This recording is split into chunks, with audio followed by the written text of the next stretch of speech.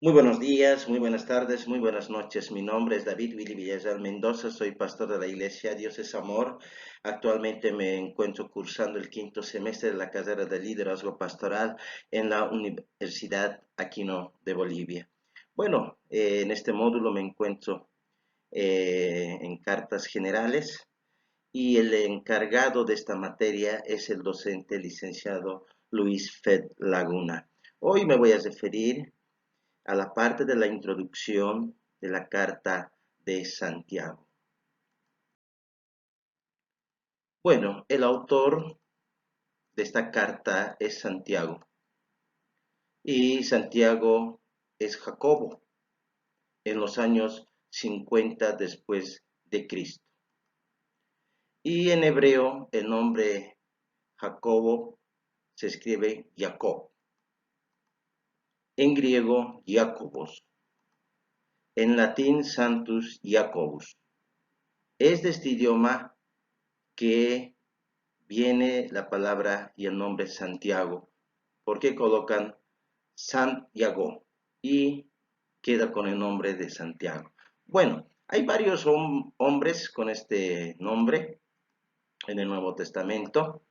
Podemos ver el hermano de Juan, hijo de Zebedeo, Jacobo, el hijo de Alfeo, Santiago, el padre del apóstol Judas, y no tenemos que confundir con el Judas Iscariote. Y Santiago es llamado justo y es el hermanazo menor de nuestro Señor Jesucristo. Mateo capítulo 13, versículo 55.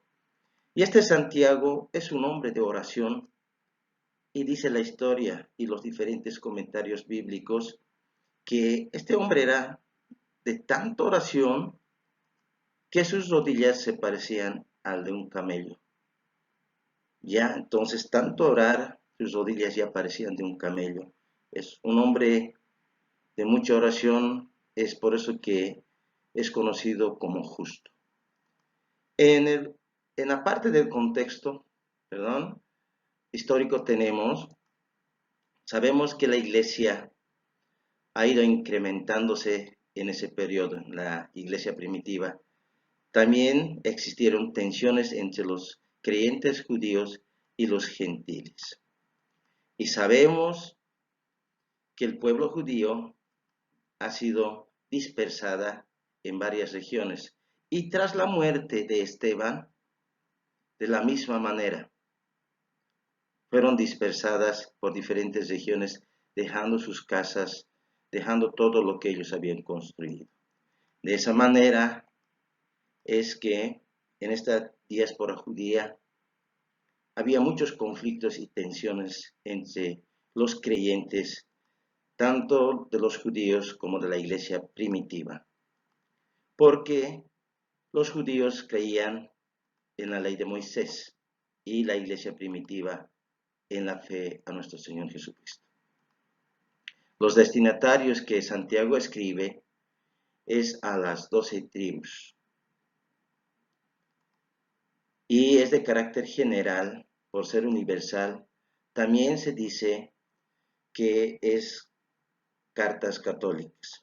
Entonces el propósito de las cartas es para animar a los creyentes judíos que sufrían por su fe, para corregir las falsas ideas y actos de la naturaleza de la fe salvadora. Pruebas y sabiduría. Siervo de Dios y del Señor Jesucristo, versículo 1 que podemos observar. Inicialmente Santiago había rechazado a Jesús como el Mesías. Eso podemos verlo en Juan capítulo 7, versículo 5. Pero más adelante creyó porque nuestro Señor Jesucristo, como dice el apóstol Pablo en primera carta a los Corintios, capítulo 15, versículo 7, le aparece a su hermano. Entonces, la palabra siervo, donde dice siervo de Dios, viene de la palabra griega doulos, que significa esclavo. Y la palabra Señor viene de la palabra griega kurios, que significa Dios. Con esto, Santiago le está diciendo, soy siervo de Dios y también le está conociendo al Señor Jesucristo, que es nuestro Salvador y Mesías. Le dice Señor Jesucristo. Termina esa parte de la introducción con salud. En otras versiones dice saludos. No termina en los saludos como nuestro apóstol de las cartas paulinas, gracia y paz. Dice en el versículo 2, tened por sumo gozo cuando os halléis en diversas pruebas. Noten ahí que dice diversas pruebas. Entonces no solamente va a venir una prueba, dos, o sea, van a ser muchos, amados hermanos, pero dice que nosotros tenemos que soportarlo con gozo. Eso es frutos de la madurez espiritual. Pero algunos falsas doctrinas y enseñanzas dicen que si nosotros los creyentes pasamos pruebas y tribulaciones son porque hemos cometido algún pecado, y no es así. Sabiendo que la prueba de vuestra fe produce paciencia, versículo 3. Podemos notar cómo Santiago nos dice que tenemos que soportar en momentos de aflicción y de pruebas ya con gozo. ¿Cómo podemos soportar nosotros? Pero a lo que se refiere Santiago es sufrir sin rendirse. No tenemos que rendirnos. Y eso quiero ilustrar con el apóstol Pablo y Silas en sus misiones. Cuando eran arrestados, estaban en las cárceles encadenados, ellos adoraban y alababan. Entonces Santiago se refiere a sufrir sin rendirse. Las pruebas revelan qué tipo de fe tenemos. Las pruebas no producen fe, producen paciencia. Entonces, quiero tocar ya esta parte de la fe, que en la palabra griega quiere decir pistis. Condición clave para ser salvo. Es esta palabra fe pistis, creer, tener esa fe que cree para ser salvo. Posterior de ser salvo, una convicción firme y verdadera. Solo de esta manera nosotros podemos llegar a tener una fe verdadera. Después tenemos una convicción firme, pero no verdadera. ¿No? Cuando nosotros no creemos, si ya somos salvos y de ahí nosotros no perseveramos, entonces nuestra convicción no es verdadera, dudamos. También tenemos la fe pistis, ya que es un conjunto de doctrinas, ya de apologética para poder defender la palabra del Señor. También fe pistis se refiere a la fidelidad y confiabilidad a través de la palabra del Señor. Pero Santiago habla de esta verdadera y firme convicción. A esta fe se refiere Santiago. Mas tenga la paciencia su obra completa para que seáis perfectos y cabales, dice, sin que os falte cosa alguna, versículo 4. La prueba más la paciencia, mecanismo diseñada por Dios para madurar.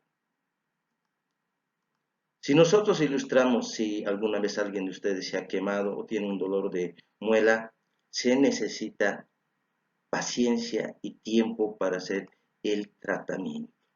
De la misma manera, Santiago nos dice que debemos nosotros esperar, ya, ser pacientes en las pruebas para que tengas resultados, porque sin paciencia quedaría nulo. En el punto 3, la búsqueda de sabiduría en las pruebas. Si alguno de vosotros tiene falta de sabiduría, pídala a Dios, dice el versículo 5. No se refiere ya a la sabiduría para poder escudriñar las palabras. No se refiere a la sabiduría intelectual.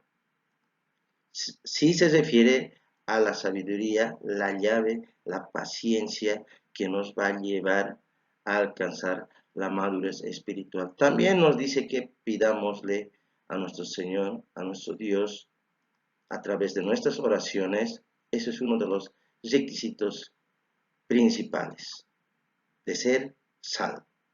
de tener nuestro corazón limpio para poder alumbrar. Y eso es a través del fuego del Espíritu Santo en nuestro interior. Y de esa manera nosotros vamos a poder lidiar en las pruebas y ser pacientes y cumplir de esta manera el propósito de Dios.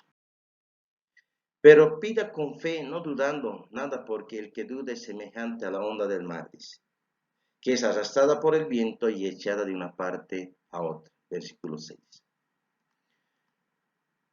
Dice que nosotros debemos pedir ya con fe, no dudando, con seguridad, con certeza, con convicción, con confianza. Pedir bien. Santiago capítulo 4, 2, versículo 3. No piense pues quien tal haga que recibirá cosa alguna del Señor, dice el versículo 7. Ese hombre, ese ser humano, hombre o mujer, cual el que no cree que su prueba puede tener algún propósito bueno, entonces esta persona duda. Es de doble. Entonces dice, el que no cree que todo obra para bien del que ama a Dios. El que no cree que Dios puede y se siente decepcionado de Dios. El que no usa los recursos que Dios mismo ya le ha dado. La fe y la duda son opuestas.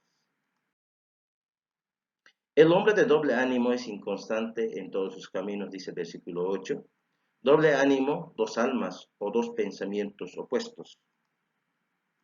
Y vamos a ilustrar con el siguiente mensaje. Dice la persona, creo que Dios puede. Y después dice otro pensamiento, pero no creo que quiera.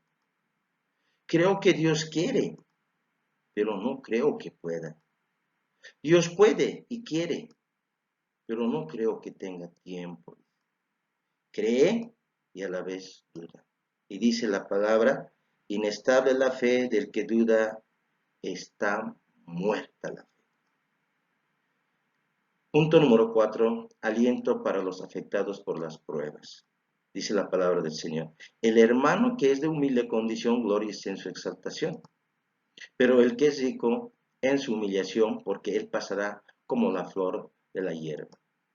Porque cuando sale el sol con calor abrasador, la hierba se seca, su flor se cae y perece. Su hermosa apariencia, así también se marchitará el rico en todas sus empresas, dice versículo 11.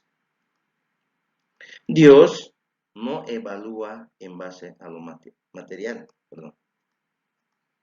La vida es mucho más que una carrera por la riqueza material.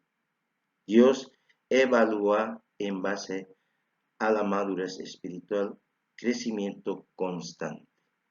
La vida es una oportunidad para llegar a alcanzar la madurez espiritual. Las pruebas vienen sobre todos, el pobre, sobre el rico, materialmente a ambos. Ahora vamos a ilustrar de esta manera. Inmaduro, maduro espiritualmente. Y vamos a dividir en 4. Estos son salvos ya, porque la prueba viene sobre todos. Son salvos, inmaduros y maduros. Entonces, la primera ilustración que vamos a hacer es de la siguiente manera. Esta persona es inmaduro espiritualmente y también es pobre materialmente. Y también hay creyentes inmaduros espiritualmente y ricos materialmente. El problema es dentro de las iglesias entre estos dos, porque si bien tiene bienes materiales, se va, ya se va, entonces más busca ya las riquezas materiales. Y el pobre toda la vida se aflige, dice, yo no tengo, sirvo al Señor, y porque no tengo lo mismo que el otro. Y el problema es entre estos dos. Y también vamos a ilustrar de aquellos que ya son maduros espiritualmente y pobre materialmente. Él sabe que no va a llevar nada a la tierra, entonces vive agradecido con el Señor. Y es maduro, pero también es pobre materialmente. No tiene mucho, pero sabe a dónde va. De la misma manera, hay maduros espiritualmente y también rico materialmente. Pero esta persona, como es maduro, ya ayuda, ya es misericordioso con los hermanos de la iglesia, con sus vecinos, con sus semejantes. Entonces, llegando a la conclusión, ¿dónde está tu tesoro? En tu corazón. ¿Tu corazón dónde está? ¿En los bienes materiales? ¿O está en Cristo? ¿O está en el dinero? De ahí nosotros podemos evaluarnos en qué categoría nos encontramos de la madurez espiritual. Que Dios los bendiga. Muchísimas gracias.